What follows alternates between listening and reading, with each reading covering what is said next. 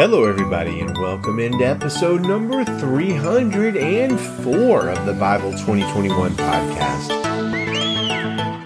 We are reading John chapter 13 today, and our focus is on how Jesus is the ultimate servant king and how we are supposed to love each other. So I do want to point you to our website, Bible2021.com, and I want to point you to our goal to get as many people as possible immersed in daily Bible listening, reading, following, understanding, and sharing. Jesus does something in John chapter 13 that is absolutely mind-blowing and stunning. And honestly, the only reason it doesn't quite affect us like it should is because most of us have already heard it before. So the magnitude of what we're going to see Jesus doing in this chapter has sadly lost some of its impact, which is a shame because the fact that Jesus stooped down to wash the feet of his disciples is just utterly astounding. He is facing the most extreme trial that anybody has ever faced before. And if anybody ever needed some encouragement or care, Jesus did in this moment. And yet, instead of asking his disciples to serve him and cheer him up, what does Jesus do? Well, let's go ahead and read. John 12, verse 3. Jesus knew that the Father had given everything into his hands, that he had come from God, and that he was going back to God. So he got up from supper, laid aside his outer clothing, took a towel and tied it around himself. Next, he poured water into a basin and began to wash his disciples' feet and to dry them with the towel around him. When Jesus had washed their feet and put on his outer clothing again, he reclined and said to them, "Do you know what I have done for you? You call me teacher and Lord, and you are speaking rightly, since that is what I am. So if I, your Lord and teacher, have washed your feet, you also ought to wash one another's feet. For I have given you an example that you should do just as I have done for you." Well, look, in that culture, as you might imagine, washing somebody's feet was a very lowly job. And yet Jesus, the magnificent King of Kings who created the world by his words, washed the nasty old feet of a bunch of guys who walked everywhere and didn't have showers. And that's incredible. Why did Jesus do this, and what can we learn from it? Well, he explains himself to a degree. He calls himself their teacher and Lord, and he points out the role reversal that has just happened. And then he tells the disciples why he did what he did, because they are supposed to do for each other exactly what Jesus has done for them. And when I say exactly, I'm probably mean metaphorically what Jesus has done for them. Because, does this mean, this passage, does it mean that Jesus wants all of us to wash each other's feet, or something different going on here, something deeper? Well, I think it's something deeper. Although I have no problem whatsoever with foot washing, I don't think Jesus is demonstrating for us here the great importance of foot hygiene, but rather the greater importance of serving love, the kind of love that isn't just a feeling or words or a Hallmark card, but the kind of love that gets on the floor and gets dirty in serving and taking care of somebody, the kind of love that might cost us our dignity, our time, and our pride. And Jesus kind of points us in this direction elsewhere in Luke 22, verse 24, where it says, "A dispute arose among the disciples about who should be considered the greatest, but Jesus said to them, the kings of the Gentiles lord it over them, and those who have authority over them have themselves called benefactor, but it's not supposed to be like that among you. On the contrary, whoever is greatest among you should become like the youngest, and whoever leads like the one serving. For who is greater, the one at the table or the one serving? Isn't it the one at the table? But I am among you as the one who serves." So Jesus came as a king who serves, and he tells his disciples, including us, that such is the way that we are to love one another, not just with words, but with actions, serving each other. And the fact that Jesus washed his disciples' feet pretty much means that no servant love task is too menial or low for us to do. Jesus' washing of his disciples' feet is an example and a command to us to love each other in a really genuinely radical way. And we're going to see this if we keep reading. We get to verse 34 where Jesus says, "I give you a new command, love one another. Just as I've loved you, you are also to love one another." You get that?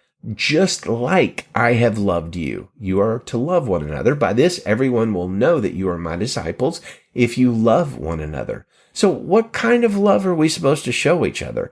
Well, the kind of love that Jesus has just shown his disciples in this passage. And what kind of love is that? Well, it's a bending over, stooping down, getting on the floor, feet washing kind of love, the kind of love that bruises your knees and gets your hands dirty, the kind of love that elevates the other person and lowers us, the kind of love that blesses others and costs us.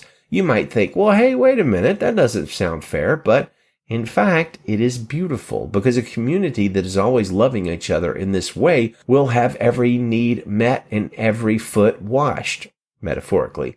And what will be the results of a community expressing this kind of love? Says Jesus, the world will know we belong to Jesus. So does the world know that right now? Does the world know that Christians, the church, is sent by Jesus? I don't think so. Christians right now, even and maybe especially among my own denomination of Southern Baptists, we're very much known for infighting and political division and complaining and criticizing on social media, making passionate stands against this or that thing, which really has nothing to do with the Bible, and just generally being quite difficult in a lot of ways. Until we grasp, not just with our minds, understanding, but grasp in a way that we're living out the command of Jesus in John 13:34-35 to love each other with a radical and humbling level of service, then the world is not going to know that we really are disciples of Jesus. So, dear friends, let us love one another the way Jesus loved his disciples. We are all servants of the Most High King, and it is time that we hit the ground serving. Let's read our passage. John chapter 13, verse 1. In the Christian Standard Bible. Before the Passover festival, Jesus knew that his hour had come to depart from this world to the Father. Having loved his own who were in the world, he loved them to the end. Now when it was time for supper, the devil had already put it into the heart of Judas, Simon Iscariot's son, to betray him. Jesus knew that the Father had given everything into his hands, that he had come from God, and that he was going back to God. So he got up from supper, laid aside his outer clothing, took a towel, and tied it around himself. Next, he poured water into a basin and began to wash his disciples' feet and to dry them with the towel tied around him. He came to Simon Peter, who asked him, Lord, are you going to wash my feet? Jesus answered him, What I am doing you don't realize now, but afterward you will understand. You will never wash my feet, Peter said. Jesus replied, If I don't wash you, you have no part with me. Simon Peter said to him, Lord, not only my feet, but also my hands and my head. One who is bathed, Jesus told him, doesn't need to wash anything except his feet. He's completely clean. You are clean, but not all of you, for he knew who would betray him. This is why he said, not all of you are clean. When Jesus had washed their feet and put on his outer clothing, he reclined again and said to them, Do you know what I have done for you? You call me teacher and Lord, and you are speaking rightly, since that is what I am. So if I, your Lord and teacher, have washed your feet, you also ought to wash one another's feet, for I have given you an example that you should do just as I have done for you. Truly I tell you, a servant is not greater than his master, and a messenger is not greater than the one who sent him. If you know these things, you are blessed if you do them. I'm not speaking about all of you. I know those I have chosen, but the scripture must be fulfilled. The one who eats my bread has raised his heel against me. I'm telling you now before it happens, so that when it does happen, you will believe that I am he. Truly I tell you, whoever receives anyone I send receives me, and the one who receives me receives him who sent me. When Jesus had said this, he was troubled in his spirit and testified, Truly I tell you, one of you will betray me.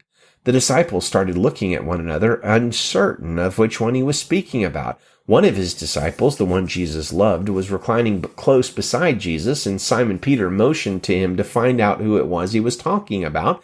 So he leaned back against Jesus and asked him, Lord, who is it? Jesus replied, He is the one who I give the piece of bread to after I have dipped it.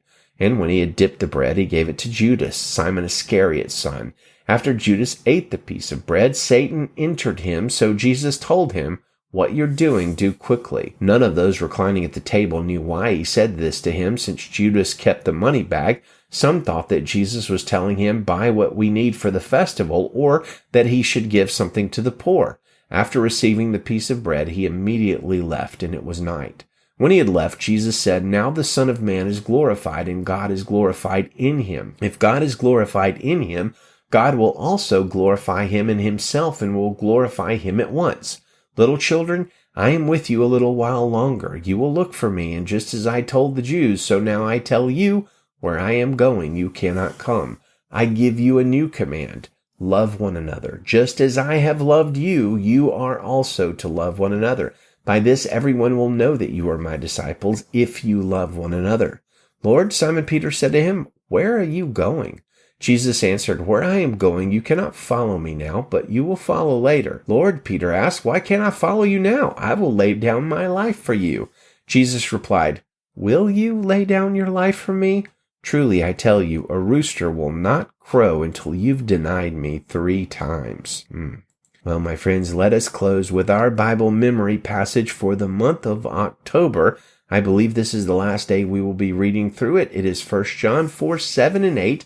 And it says, dear friends, let us love one another, because love is from God, and everyone who loves has been born of God and knows God. The one who does not love does not know God, because God is love. Amen. Good day to you, friends, and Godspeed.